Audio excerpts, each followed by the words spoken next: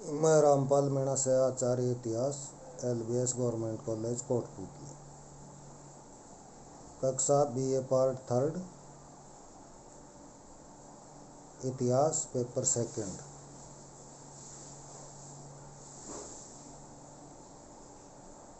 आधुनिक विश्व का इतिहास। आज फ्रांस की क्रांति के सामाजिक कारणों पर चर्चा की जा रही है। फ्रांस की क्रांति के अनेक कारण थे, जिनमें पहला महत्वपूर्ण कारण था गंभीर सामाजिक विषमताएं। दूसरा कारण व्यापक आर्थिक असंतोष। तीसरा कारण राजनीतिक निरंकुशता, अकर्मण्यता एवं विलासिता। चौथा कारण प्रशासनिक अव्यवस्थाएं। पांचवा कारण बौद्धिक जागृति। और छठा कारण जो क्रांति का तात्कालिक कारण सिद्ध हुआ वो था वित्तीय संकट।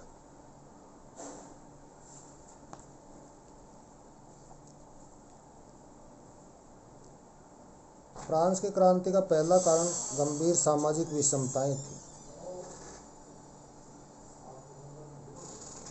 समाज की जो व्यवस्था थी वो असमान अधिकारों पर आधारित थी और इन असमान अधिकारों को वैधानिक स्वीकृति प्राप्त थी। फ्रांस का समाज वैधानिक रूप से 3 वर्गों, जिन्हें एस्टेट्स कहा जाता है, इनमें विभाजित था। प्रथम एस्टेट्स के अंतर्गत विशेषाधिकार युक्त पादरी वर्ग था। द्वितीय एस्टेट के अंतर्गत विशेषाधिकार युक्त कुलीन वर्ग था। शेष जनसंख्या तृतीय एस्टेट के अंतर्गत आती थी, जो विशेषाधिकार रहित थी। इस एस्टेट में कृषकों एवं सर्वहारा वर्ग का बाहुल्य था। सन 1789 में फ्रांस की जनसंख्या लगभग 2.5 करोड़ थी, जिसमें से 5 लाख व्यक्ति अर्थात संपूर्ण जनसंख्या का लगभग 2% व्यक्ति विशेषाधिकार युक्त प्रथम 2 एस्टेट्स पादरी वर्ग एवं कुलीन वर्ग से संबंधित थे। यह विशेषाधिकार युक्त अल्पांश अनेक सुविधाएं एवं रियायतें प्राप्त कर रहा था। इनके पास भूमि का गैर आनुपातिक हिस्सा था। आय पर इनका एकाधिकार सा था। सरकार एवं सेना के सभी उच्च पद इनके लिए आरक्षित थे। इनके लिए अलग एवं विशेष न्यायालय बने हुए थे तथा प्रत्यक्ष करों के भुगतान से इन्हें छूट प्राप्त थी। प्रथम एस्टेट के अंतर्गत राज्य का पादरी वर्ग आता था। राज्य में चर्च की स्थिति राज्य के भीतर एक दूसरे राज्य की तरह थी। उच्च पादरी वर्ग अत्यधिक समृद्ध एवं संपन्न था। इनके अधिकार में फ्रांस की भूमि का 5वां भाग था, जिससे प्रचुर आमदनी होती थी। इसके अलावा चर्च कृषकों से धार्मिक कर भी वसूल करता था। चर्च का अपना प्रशासन था, अपने न्यायालय थे। चर्च स्कूलों, अस्पतालों एवं अन्य समाजसेवी संस्थाओं का संचालन भी करता था। उच्च पादरी वर्ग के लोग कर भार से मुक्त थे और उनमें से अनेक लोग अपने धार्मिक कर्तव्य से विमुख होकर ऐश्वर्य और भोग विलासपूर्ण जीवन व्यतीत कर रहे थे। उनके पास अपने दुर्ग थे, महल थे तथा बेशकीमती वस्तुएं थी।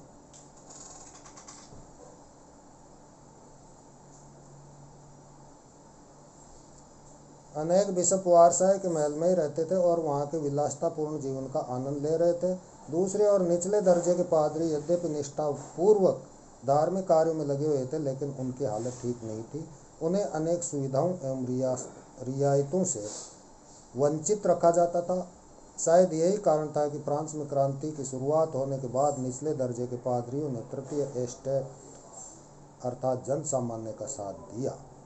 फ्रांस में द्वितीय एस्टेट के अंतर्गत कुलीन वर्ग के लोग आते थे, जिनकी संख्या उनके परिवार सहित लगभग 4 लाख थी।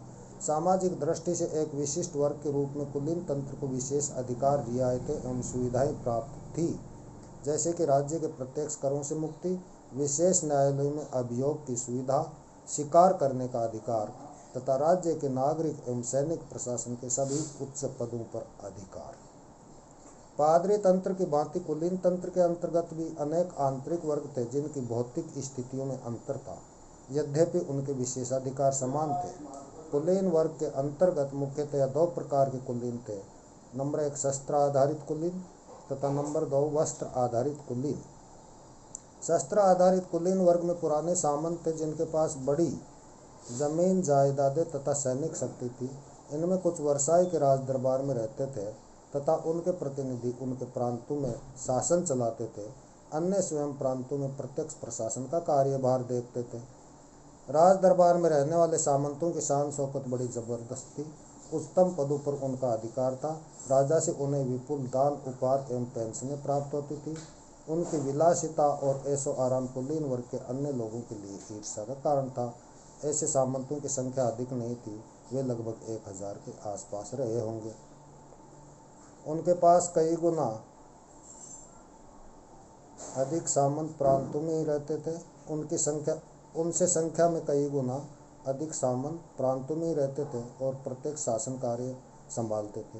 वे भी प्राय संपन्न थे, लेकिन दरबारी सामंतों की तरह उच्च पदों पर आसीन नहीं थे। उनमें से कुछ किसानों के प्रति सहानुभूतिपूर्ण रुख रखते थे और इस वजह से उनके आदर के पात्र भी थे। दूसरे उपवर्ग के अंतर्गत वस्त्र आधारित कुलीन थे, जिनका अर्थ था कि ऐसे व्यक्ति जो भूमि की प्राचीन सामंती जागीरों से संबंधित नहीं थे, बल्कि न्यायालय एवं नौकरशाही में उच्च पदों पर आसीन थे। कुलीन वर्ग के सभी लोगों के पास शिकार करने का विशेष अधिकार था और शिकार ही उनका मुख्य मनोरंजन था। लेकिन शिकार के खेल से किसानों की फसलों को कभी कभी बड़ा नुकसान पहुंचता था। कुलीन वर्ग के पास पादरी वर्ग की भांति फ्रांस की भूमि का लगभग 5वां हिस्सा था। इस कुलीन वर्ग की विलासिता का भार जन सामान्य को उठाना पड़ता था। तृतीय एस्टेट के अंतर्गत फ्रांस में जनसंख्या का बड़ा हिस्सा था। राज्य के करों का लगभग सारा भाग इसी वर्ग को वहन करना पड़ता था। यह वर्ग सुविधाओं से वंचित था तथा कर मुक्त एवं सुविधा भोगी पादरी तंत्र एवं कुलीन तंत्र की विलासिता का बोझ भी इसी वर्ग को ढोना पड़ता था। इस वर्ग के अंतर्गत मुख्यतः 3 प्रकार के लोग थे। कृषक, जो कि फ्रांस की जनसंख्या का सबसे बड़ा हिस्सा थे। श्रमिक एवं मजदूर, जो प्राय नगरों में कार्य करते थे। मध्यम वर्ग या बुर्जुआ वर्ग, जिसके अंतर्गत व्यापारी, शिक्षक, वकील, शिल्पी आदि थे। तृतीय एस्टेट के अंतर्गत आने वाले लोगों की भौतिक स्थितियों में बड़ा अंतर था। इसके अंतर्गत समृद्ध व्यापारी से लेकर निर्धनतम कृषक तथा प्रबुद्धतम व्यक्ति से लेकर निरक्षर भट्टाचार्य तक शामिल थे। इस वर्ग में समानता का आधार यह था कि यह पूरा वर्ग विशेषाधिकार रहित था तथा राजकीय करों का बोझ वहन करता था।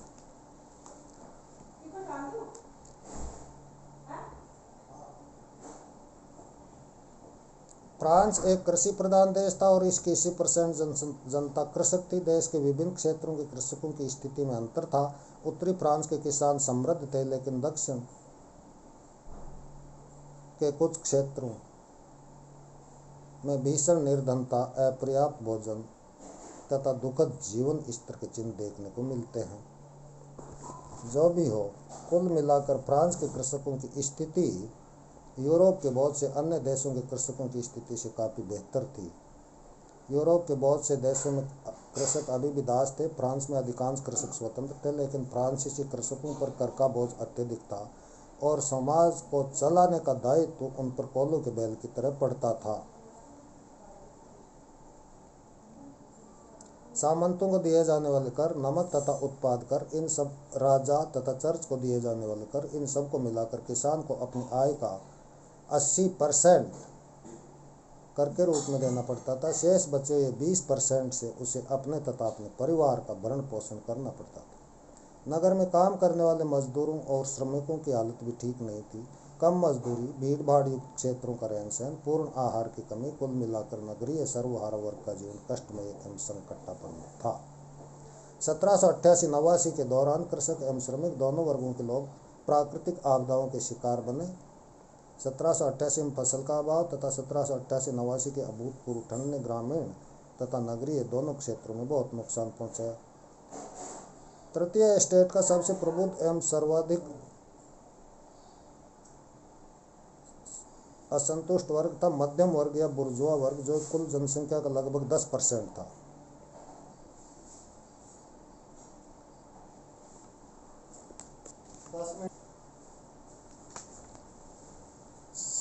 समृद्धि के बावजूद यह विशेषाधिकारों से वंचित था और अत्यंत दुखी और असंतुष्ट था।